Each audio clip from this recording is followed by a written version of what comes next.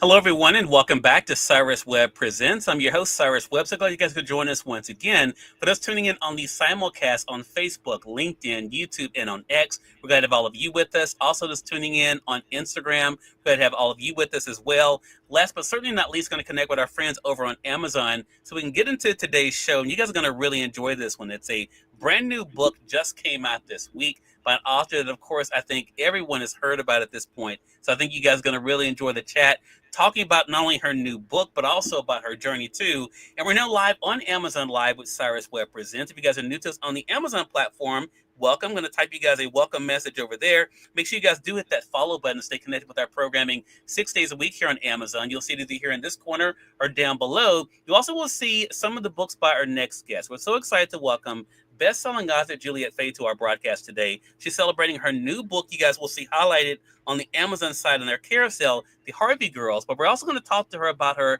amazing writing journey, what it's been like for her to do what she loves, to share her love of history with all of you. Juliette, thank you so much for the time. Really appreciate it. Cyrus, it's so great to see you again. I really appreciate you having me on the show.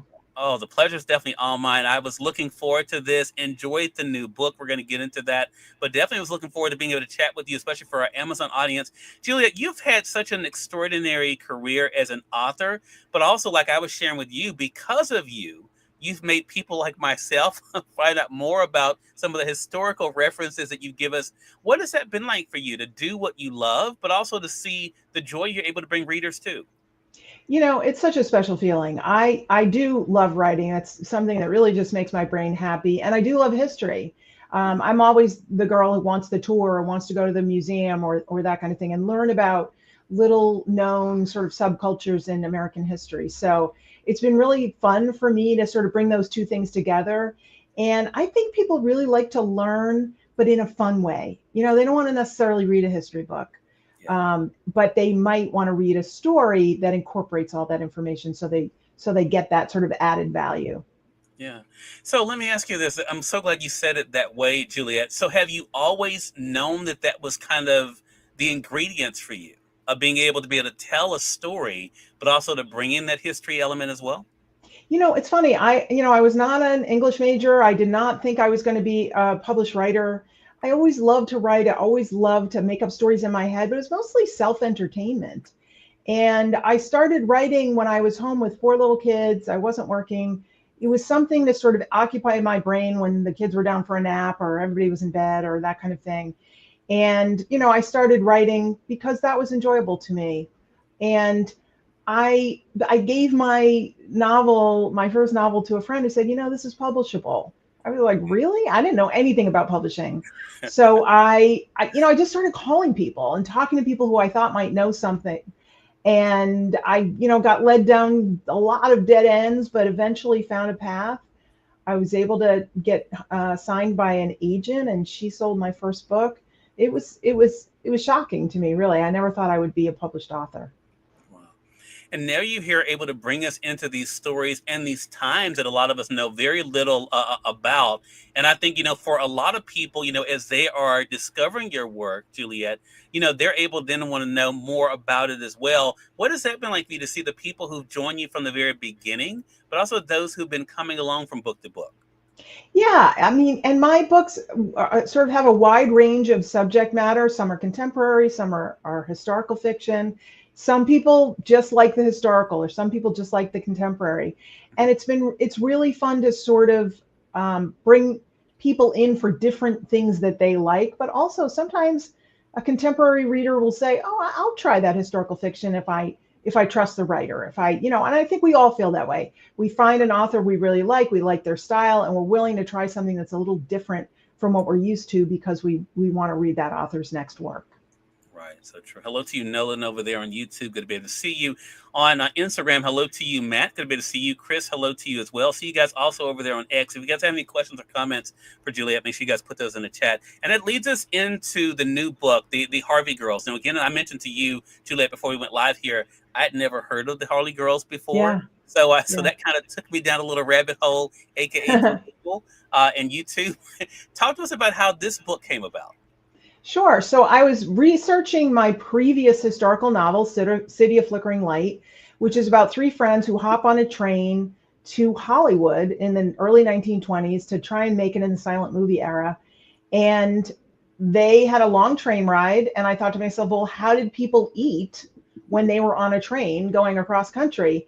And that's when I learned about this guy named Fred Harvey, who had set up restaurants along the way on the Santa Fe Railway throughout the Southwest. And as somebody who waitressed through my 20s, I know I would have been a Harvey girl. I would have jumped at the chance.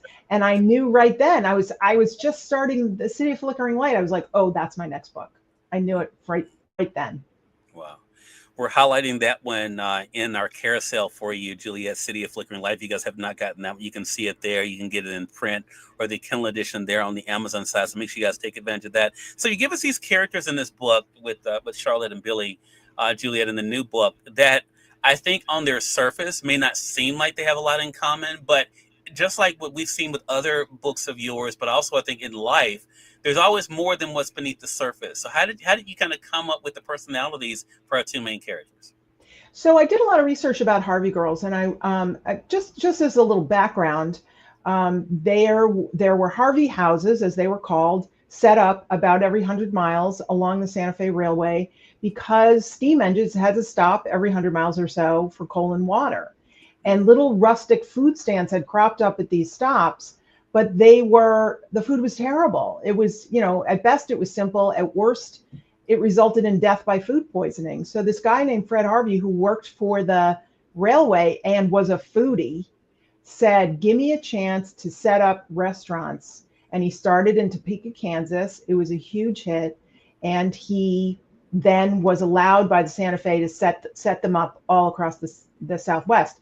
He had about 80 Harvey houses, restaurants and hotels across the Southwest. And he really is that's the first hospitality empire, the first restaurant chain ever, before Howard Johnson's and Hilton's So back in those days, in the 1876, he set up his first restaurant. Back in those days, a respectable restaurant had waiters, not waitresses.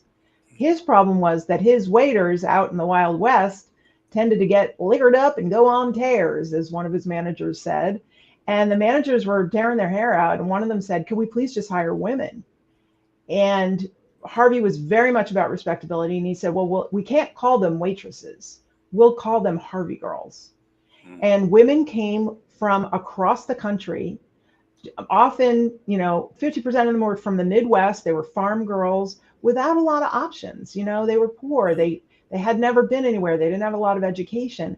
And they would stay in the dorms. They got room and board for free. They got paid very well for women in their time.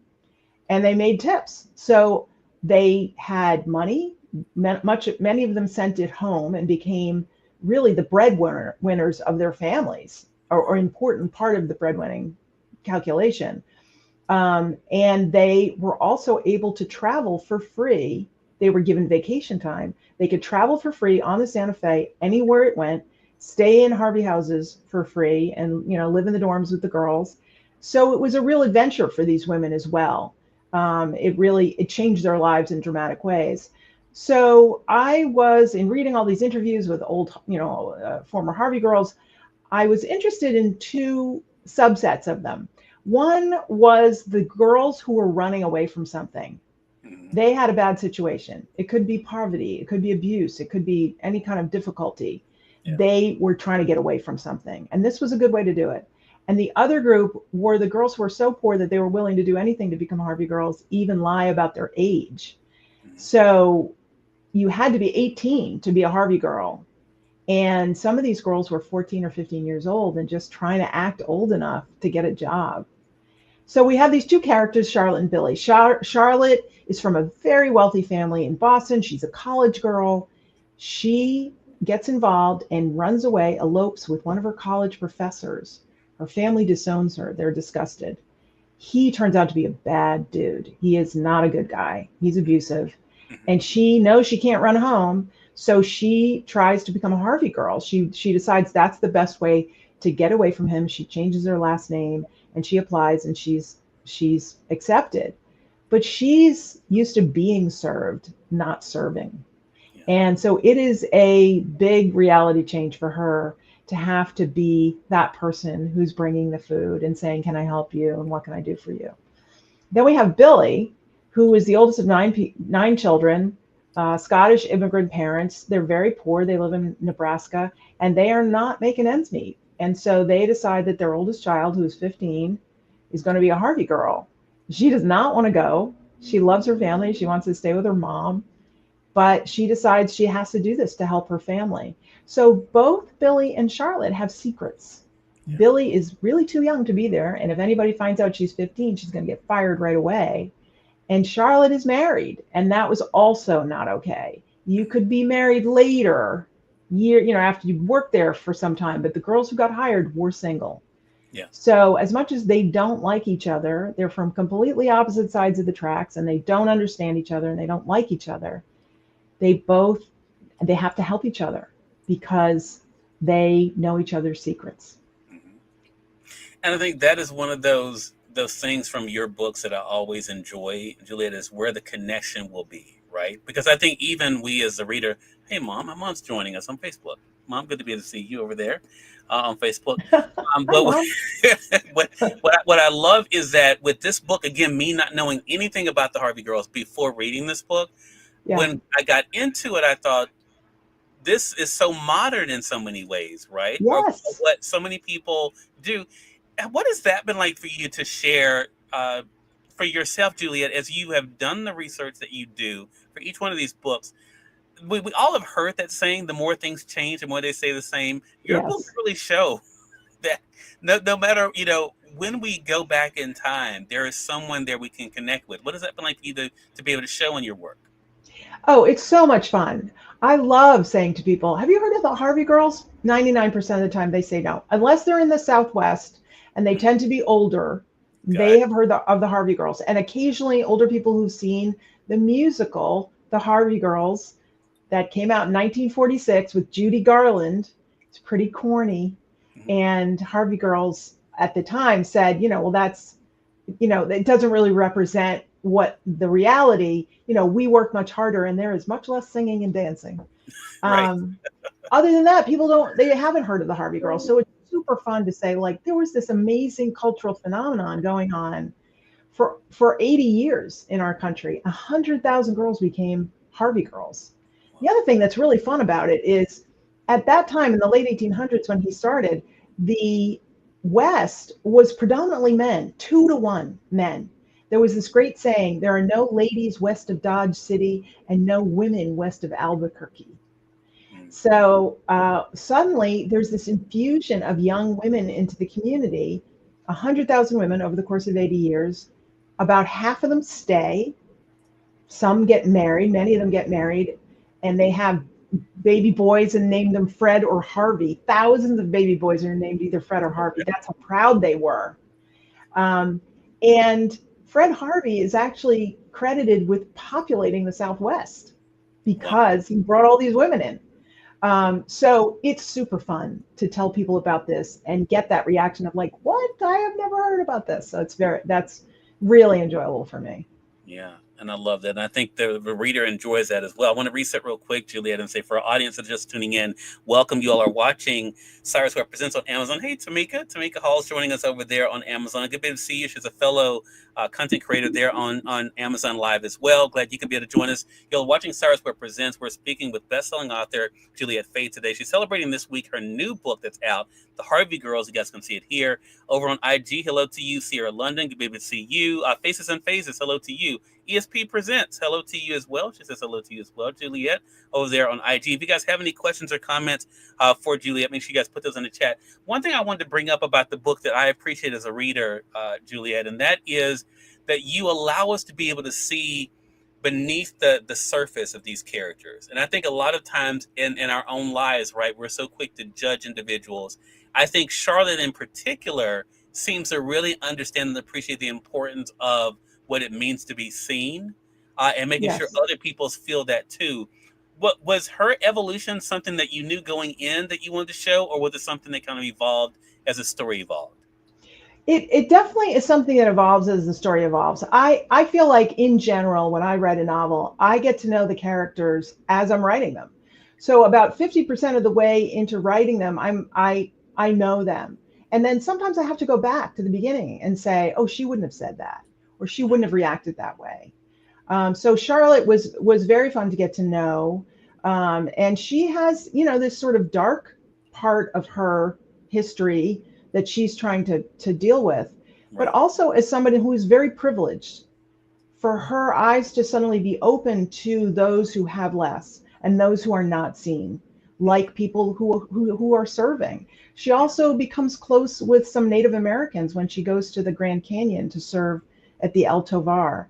And that was a population that was very not seen by white Americans. So her sort of opening her eyes and her heart to people that she's never really even been aware of before, was very, very enjoyable for me to write.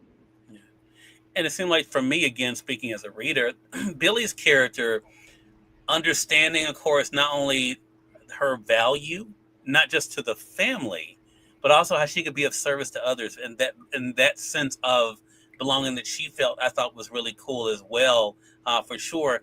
You write these books and you put so much into them, Juliette. Is it hard for you at the end to let them go, to let them kind of live in this world and move on?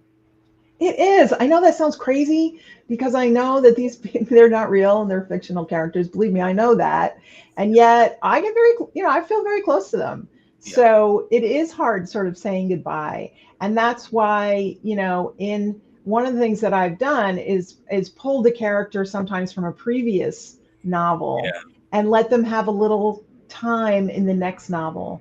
So readers get to that sense of, what happened to her, you know. So that's part of how I manage my sadness at saying goodbye. love it. Well, another thing you're able to do, and because you're doing it now that the book is out, you're out there meeting your readers. Talk to us about that experience. You're known for, being able to be out there on tour. What is it like for you to be out there and to hear what readers are saying about these characters? Oh, it's so much fun. It's so great. Now, I will say this is one of the things that I learned when I became an author is that most writers are introverts. We like spending time alone with our imaginary friends. Yeah, And it can be hard for a writer to go from that 90% of the time you spend alone to suddenly, sort of dealing with people all the time. I'm an extrovert, so I really like that. I really okay. enjoy doing the events. It's really fun to talk to people. I should say something also, and that is that I do. Attend book groups. So if you read the Harvey Girls, your book club reads the Harvey Girls, and you want me to zoom in when you're meeting, and then I can talk. We can talk about the ending, and we can talk about. You can say, why did you decide to do that? That kind of thing. That's really fun for me. So readers can contact me on my website, juliettefay.com. Just email me, and if your book group is reading one of my books and wants to do a Zoom, we'll figure out a time. Wow. That personal touch means a lot, Juliet, and this time means a lot to me. I'm so glad to have you on with us here for Amazon Live. So glad we get to share for the simulcast. Again, everyone, best-selling author Juliette Fay has been our guest. Her brand new book out this week is called The Harvey Girls. I have my copy here. You guys can get your copy here on Amazon, either in print, as you guys can see there if you're watching us on the Amazon platform, or you can get the Kindle edition as well. To go ahead and one click it and start reading it now. As you heard Juliette mention, her website, juliettefay.com, is where you guys can go to stay connected with her too. And Juliette, looking forward to our next conversation together. Thank you so much, Cyrus. It's been a pure pleasure. Well, thank you. I appreciate that. And we thank you, our audience, for tuning in to another great segment of Cyrus Webb Presents. Until next time, you all make it a great one. We'll talk to you soon. Take care.